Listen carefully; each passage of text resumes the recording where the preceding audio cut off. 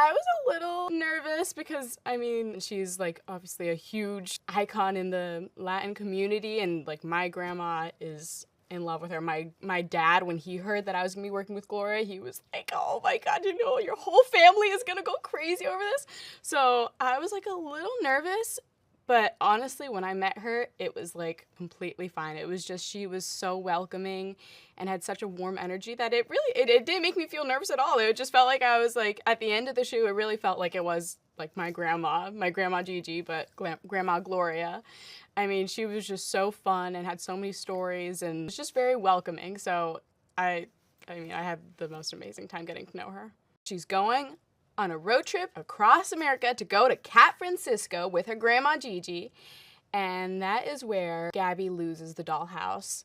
And it's rolling around in the hills of Cat Francisco, and she's trying to find it, but unfortunately it gets taken by Vera, who is this evil but very fashionable cat lady who just wants the Gabby Cats as collectibles and doesn't want to play with them. So following that, Gabby goes on a crazy adventure finding the Gabby Cats, you know, teaching Vera how to play again, learning about herself and how she can continue to play even if she's getting older. There's a lot of twists and turns, there's a lot of fun songs and dances, so it's the most fun, cool, cat-tastical adventure. For the past 5 years, I've just been recording inside a studio, and I'm the only one there besides, you know, the crew. It's just me in my room, you know, talking to myself, talking to my dolls, my stuffed animals. So having to go outside and then be in public, running around, chasing a dollhouse was very interesting. I won't lie to you, it was a bit nerve-wracking at first, especially because you know, you're trying to focus on doing the scene, but then you feel like all these eyes and cameras of people on the sidelines watching you. And it was like a little scary, but what I learned as I went on is that, you know, you just gotta ignore that and just focus on what you're doing. And once I figured out how to do that again, it was just like, it was easy. And then it was, at the end of it, like it was cute. Like I would be running and then like a family would see me and they'd be like, is that Gabby? I'm like, don't yell because you're gonna ruin the take, but hi! One thing about the show that I think is really nicely carried on to the movie is that Gabby's always looking like directly to camera and talking to the audience. Like they're my friends as well. They're part of Gabby's Dollhouse, you know, like they help us on adventures, they help us find things. So I think keeping that connection alive and, you know, looking to the audience and asking them questions, that's what really gets them. Because it's like, you know, this bigger than ever story where Gabby's outside of her room. There's other people in there. There's all this going on with the dollhouse and the Gabby Cats. There's new characters. You know, I think it's important that the audience is still involved with that. I mean, Kristen Wiig, obviously being a part of this, and all of these other great cast members from SNL, like, these are some funny people, and they usually do, like, funny stuff for adults. So I think there's a lot of jokes where it's for adults, but it's also stuff that like kids are gonna enjoy too.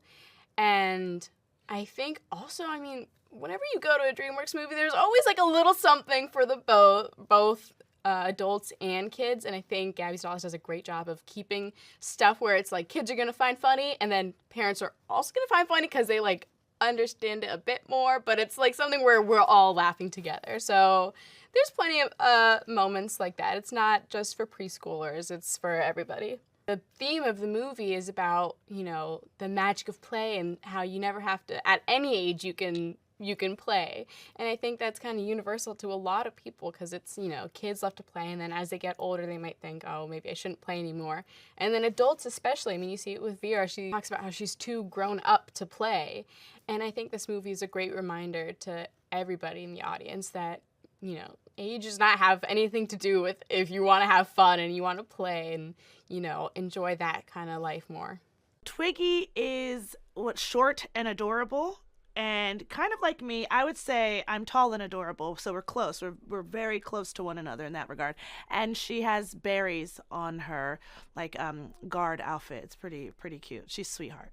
Kids, when you go see Gabby's Dollhouse in theaters, we want you to get up off your feet, sing the songs, dance, laugh with the person next to you, jump up and down. Show adults how movie watching is actually supposed to go. It's supposed to get into it. It's an experience. And so it's not just a thing you go watch and eat your popcorn. We're going to get up. We're going to have a good time. It's a party. It's meant to be a special time. Grandmother created something so incredibly special for her to continue to play. And I love that Gigi continues to play. She's super cool. She's bohemian. There's a lot of me in Gigi. I really identified with her when I read the script and saw the stuff that she did. And it was really special because I saw myself in it. You absolutely have to prep for any role you do. Like, I already had an in because I'm a grandma. So it's not like I had to imagine what a grandma feels like or whatever. That is in me. That the emotional part was very much there, but you have to create the character, and this is a fantasy, so I created a whole backstory for Gigi, that she had been an architect, and that's why she built her own house, but she's a magical architect, so everything that she touches has its own flair. I want to bring that whole dollhouse to life, and Gigi did. Gigi lives in a house the dollhouse is fashioned after Gigi's house, that craft room. Oh my gosh, that's like a dream for any grandma or mom to have a room like that where you could just go in and you have all the, the ribbons, all the little parts. It was magical just being in that room. When I walked in, I already felt like something come to life. So I would love to have that actual little dollhouse. The little cats, they were so cute. Everything in there was really special. And what I'd really like to have is that VW van that was all decked out. I think it's from the 70s. And that I would love to have with the cat ears and the whole style of it. I'm hoping that the kids, and more specifically their parents, learn from Gigi that you are never too old to play, that we have to keep the child in us alive, and that, that magic never has to go away. You can grow up and be a part of the world, and, there's certain things you have to do when you become an adult, but you don't ever have to let go of fun or play or games or just enjoying time with the people that you love. I hope that both the kids and the parents take that lesson away from this movie. My favorite part when we were shooting was that ride with Gabby in the car, because we were ad-libbing, we were having fun, we were improvising, we were doing crazy things, and that road trip absolutely was my favorite thing to shoot. We laughed a lot, and it was all real, so that was a lot of fun. Vera is, I guess the shortest way to describe her, she's the mean cat lady. She plays someone who ends up becoming at odds with Gabby as she has come into possession of the dollhouse. And Vera is someone that, as she's gotten older, has lost her sense of play and joy, and now sees these little cats and the dollhouse as something that she just wants to own. I loved the process of figuring out who Vera was through her costumes. I loved all of them. I wish you could see the tiny little details and just little cat buttons, and I mean, the costumes were incredible. I think if I had to pick my favorite, maybe the first outfit that you see Vera in, because those boots were amazing, and her little walking stick thing. I felt much more like Vera after doing all those fittings. Marlena was great. I have worked with animals that are more difficult, and she was great. She didn't do a lot. She was very chill, and I think she's one of my great scene partners in my career.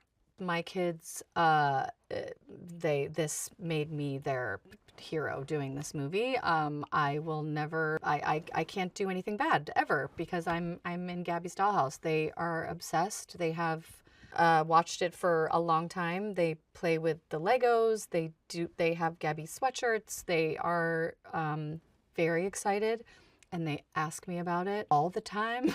They're really wondering when it's coming out and when they can see it. And even though I've told them when it is, they keep asking me because they're very excited.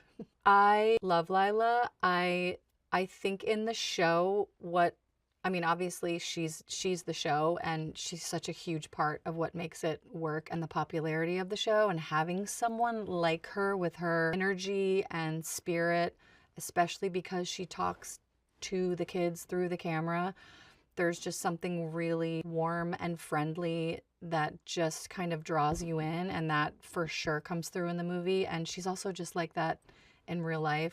Participation is encouraged. You're talking with Gabby, you can sing along, you can you're in the experience. And I think for kids to go to a movie and not have to sit there and be totally quiet and have fun and laugh and point at the screen and sing along, I think that's a really special experience that we don't really get to do anymore. And especially for young kids who haven't ever been to the movies, I think this is the perfect way to have that whole generation of kids just fall in love with going to the theater.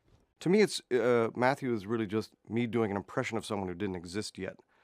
And then I got to see his little face. But when I tried to do it, I just tried to turn my face into that little face, the little face of, he's got a real specific kind of thing. So, and it was fun because Ryan Kriegel, the director, while I'm doing the character right here, Ryan's standing just about right there, which is about 2 feet away. Actually, eerily close, almost too close. But so we just got to try a lot of stuff. But once you start to feel like you look and like you sound like the person, it can be. That's really everything to it. Matthew is a little garden creature, part acorn, part soldier. But what Matthew sort of embodies is he is playing, sort of the guard to the queen. And he takes his play very seriously, which I think is one of the sort of the themes of the film, is being serious about not forgetting to stay playful and playing games with your entire heart. Chumsley is Vera's toy who she put in a drawer and forgot about.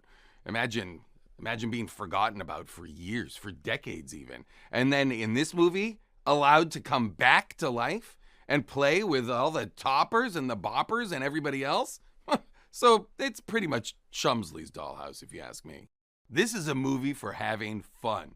So if you're sitting in your seat, being quiet, you're doing it wrong. This is a movie where you get up, you dance. When Gabby asks you a question on screen, you scream the answer in response. Cookie Bobby is a giant plethora of love, and he's just out there to help people. And he's a big cushion, and he's made of candy. He's like maybe the greatest character of all time. This is my first animated movie that I've ever done, so my experience has been amazing. Everyone has been like so sweet, and I don't know, you get to stand in a booth and you get to watch a little animation, you get to play, you get to go big, you get to go small.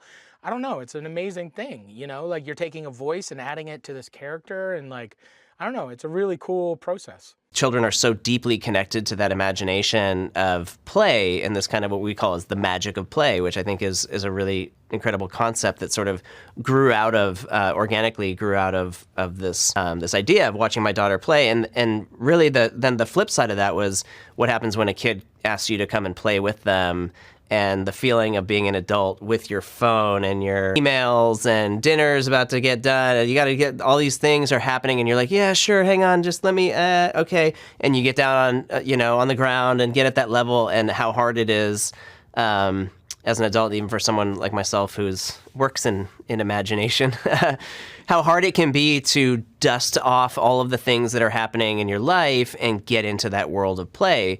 But kids can turn it on in an instant. And so that was like super intriguing to me as just a concept for the film that, Gabby is very much that youthful world of play. She pinches her ears, she shrinks into the dollhouse, everything becomes magical and alive. It's vibrant, it's colorful, and the counter to that is Vera, who's someone who is an adult and has sort of lost that connection with play. It still exists inside her, but it's really up to Gabby to kind of unshell it and find it and get her back to a place, where we all know we're happiest when we're carefree and we're imaginative and playing.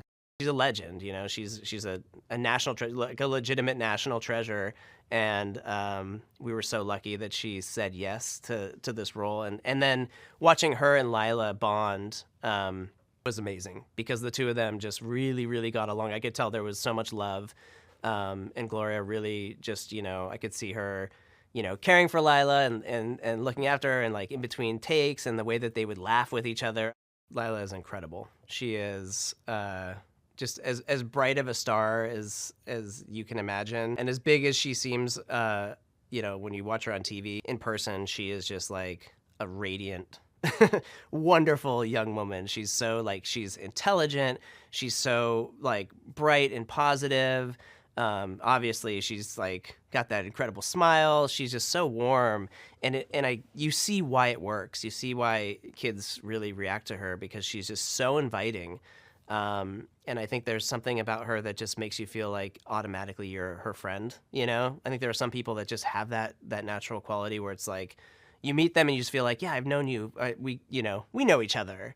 And so that's Laila, to a T. I think she's just got such a warmth and such a positive outlook on life that it just is infectious.